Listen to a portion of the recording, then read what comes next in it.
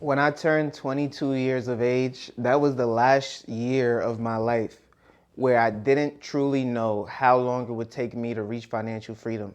It was at 22 years of age. You see, when I became 18 was the first time I had a real job. I was working at Domino's, delivering pizza on a bike in Brownsville in Brooklyn, New York City. I had saved about $10,000, invested $2,000 in the stock market, and I was on a scholarship playing football, so I didn't really have to worry about college tuition at the time. In my sophomore year, I was working at a homeless shelter. It felt really weird working at a homeless shelter because I felt like people actually thought that I was also homeless, which didn't really rub me the right way, even though I had that security jacket and vest and people could kind of see what I was doing there. It still never felt right.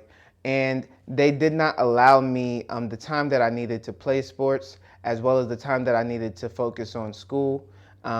Because they would always make me work one day where I had school like an hour right after. So what would I do? I would use all my PTO to call off until they finally decided to change my schedule. So that sucked a lot working at a homeless shelter, and I was always so tired, especially on the Saturdays where I had that extra class that I would take on a Saturday. It was so bad, and I was gaining a lot of weight working there. But I was probably 19 years of age at the time. So fast forward, I decided to go to the SUNY University of Albany, where that wiped away all of my financial savings just on room and board. 3 months of room and board is like $8,000 to $9,000, and that was so expensive. I mean, just imagine paying roughly $2,500 a month for rent. Even today is really not the case, right? Like, no one is really paying $2,500 a month for rent for a room that you share with another person. It is absolutely ridiculous. But that was the room and board that I had to pay every 3 months or so at SUNY University of Albany. And because of that, it created a big financial burden for me to where I had to work after my first semester in that university. So the first semester was the only time that I actually took 3 months off of work to actually be a full-time student. But afterwards, I had to dive deep into not only being a student, but also working. And my uncle did not like that. My uncle did not want me to work while in school. He wanted me to focus on my education. And I completely understand. This is the only time in your life where you can actually be a student. But the problem is that I had never seen real money in my entire life, and I could not fathom being $20,000 in debt when I've never had $20,000 to my name. It just didn't make sense. I've never seen $20,000 before, so imagine just owing it. It was frightening. It was scary. And so although I was studying biology, I couldn't fathom the thought of becoming a doctor and being $200,000 in debt. Yes, I understand doctors make a lot of money, but how much money? What is their salary? How long would it take me to pay off this debt? All of these questions were not answered for me. And therefore, I could not go through with becoming an MD. So when I graduated college with my bachelor's degree in biology and a minor in English and business, I graduated debt-free with $200 to my name.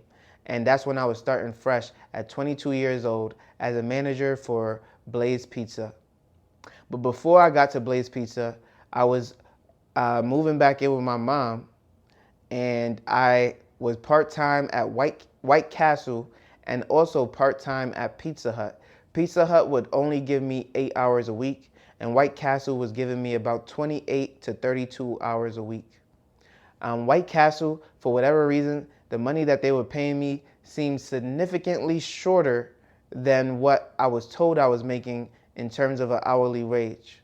And so I was just very confused as to how my check looked so small at White Castle.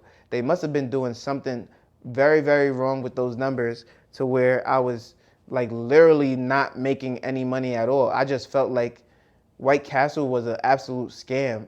And to this day, I still don't know what they were doing, because whatever they said that they were going to pay me, they were not paying me that. And then Pizza Hut with the 8 hours a week for someone with a bachelor's degree and someone with a lot of restaurant experience it just seemed unreal. I could have stayed in the University of Albany and made so much more money just working at the mall. And so it was a real shocker moving back to New York and really not getting anything. And so when Blaze Pizza was looking for managers, they hired me for about $17.50 an hour, and I was working 40 hours a week. And it was actually something that, could pay the bills. I think that's roughly like $32,000 a year. And so I had already got a job offer to work for Amazon for $50,000 a year, and they were supposed to move me to New Jersey. So I would be living on my own finally after college. And it wasn't even 7 months after college before I had that offer, and I was already getting ready for that transition. But my uncle told me, hey, just come to Ohio instead with the Amazon offer. And I did just that. And they actually gave me a relocation package as well. So that was another $7,500 or so dollars. And, it was really, really nice to be able to get not only that money, but make that transition and that move to Columbus. Now, whether I lived in New Jersey or whether I lived in Ohio, both would have been great opportunities for me. However, if I had moved to New Jersey, I would most likely still be in New Jersey today. Now, I wouldn't have seen myself moving back to New York. So it's either I would have moved to New Jersey or I would have went back upstate to Albany, somewhere where I felt safe, somewhere where I felt, cozy, and where I felt there was a lot of opportunity. So upstate New York still to this day does have its opportunities, as well as Ohio has its opportunities as well. But at 22 years old, that was the last year where I did not know what financial freedom would look like for me. So when I moved to Ohio, that's when I finally got a sense, okay, I got this thousands of dollars coming in. I don't have any debt from college. I'm living on my own. I'm able to save a couple $1,000s here, a couple $1,000s here. All I'm doing is saving and investing.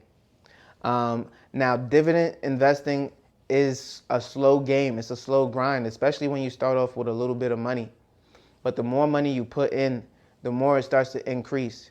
You see, over time, you stop with the pennies and pennies and pennies, and you start to get dollars of dividends, tens of dividends, hundreds of dividends. And that's the thing that really starts to spur more growth and spur more increase into your life.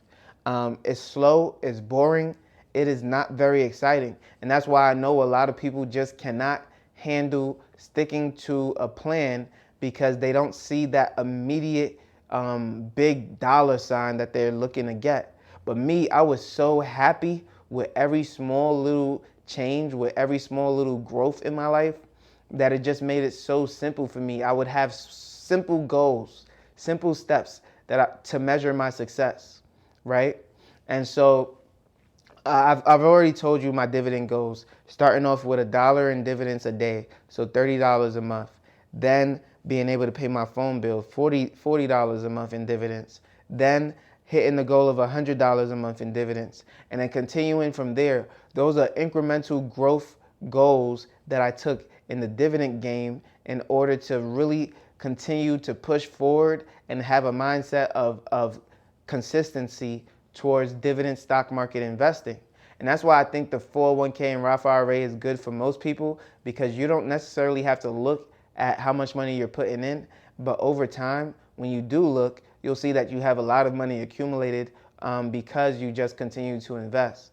And so for me, I watch the stock every single day. I watch the stock market every single day. So it was very tedious. It was very boring. But you know what? It yielded great returns. Every single year, I would see a difference. I would see an increase. I would see more profitability. And that is exactly what you want out of your stocks. Now, when it came to real estate is a much quicker game. A lot of people say real estate is slow. It's absolutely not slow. I mean, real estate really did change my life. And it started with the first property. Why? Because I had a consistent payment that had to be made every single month that was far cheaper than what I was paying in rent. Now, granted, I was living in a luxury apartment in Columbus, Ohio for a 2-bedroom, 1 full bath. And it was costing me maybe $1,300 a month, not including utilities. So maybe 1,500 to 1,600 a month. That was back in 2020. So I'm sure it costs a lot more now. But, compared to that, the mortgage payment would be half, less than half right now where the economy is. I'm pretty sure they're charging close to 1,800 a month now for that property.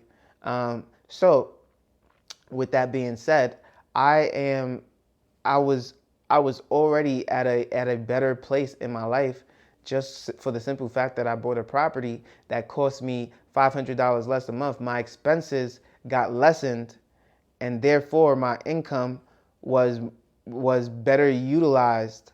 Whether it came to saving or whether it came to investing, I was able to do both more quickly. Whether it was just $400 a month that I was splitting between saving and investing, that's more money than I had before. And so when I put a tenant in that property that was able to produce even more income for me, my tenant currently pays $1,275 a month for that property, then you can only imagine that not only was I saving more money, but I was earning more money as well. And so when I bought this property, which has the same amount of bedrooms, same amount of baths as the other property, but in a better location, I now have additional rental income on top of earning more money as a older, more experienced individual in the business sector. And so what continued to happen? I continued to get more wealth. I continued to earn more money, but I continued to invest it, save it, and not just splurge, not just spend on nice things. I still have not bought a 2023 or 2024 model car, or a car that was less than 3 to 4 years old. Why? Because there's other things that I need to continue to work on, continue to improve on, continue to earn. I can't see myself leasing a vehicle for $700 a month, as beautiful as it may be, if I'm not earning $700 a month in dividends. Why would I do that? Why would I lease something for $700 a month and I'm not even earning $700 a month in dividends? Make it make sense. So that's the type of pressure that I'll put on myself. Those are the type of goals that I'll have for myself, to where I can't lease a vehicle and it makes less than my dividend investments make. I can't lease a vehicle and it makes less than I would make renting out a property. No. See, these are the things that set people back. Instead of adding that to your investments, you're just throwing the money away. When I could be 40 years of age and be able to do that, same lease agreement, but now I have all the income in the world to do it with. It's just better to continue to be consistent. It's just better to not give in. Trust me, I want to give in. Trust me, I want to buy all the nice things in the world. Trust me, I want to have everything that everybody wants to have. But I have to constantly tell myself, I will not do that. I will not give in. I will not do it today. Why? Because I understand that it is more important for me to not have to worry about my future than to have one nice shiny thing right now. And so every single time that I get that impulse buy, every single time that I get that impulse decision, and I stop myself from doing that, when I stop myself from going in that direction, I simply change my life for the better every single time. It is hard, people. It is not easy, okay? But the longer you delay gratification, the better your life will be. So again, if you like my videos, make sure you leave a like, comment, and subscribe to the channel. You know I post every single day at 8 a.m. daily on YouTube and on Rumble, and I can't wait to see you on the next one. Peace.